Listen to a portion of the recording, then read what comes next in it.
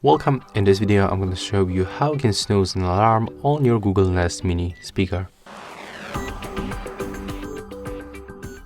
So we have to activate the voice recognition and we are going to use the voice command. So we are going to wait until the alarm turns on and we are going to say one voice command, but I have to say it after the alarm will be activated. So just wait a few moments.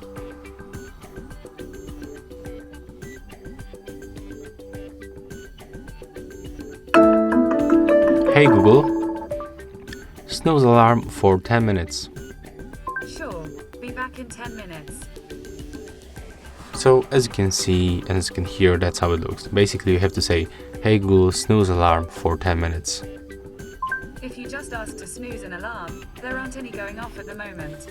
Yeah, and of course we cannot make it when the alarm is not activated, but that's how it looks. So that's all for this video. If you find it helpful, remember to like, comment and subscribe.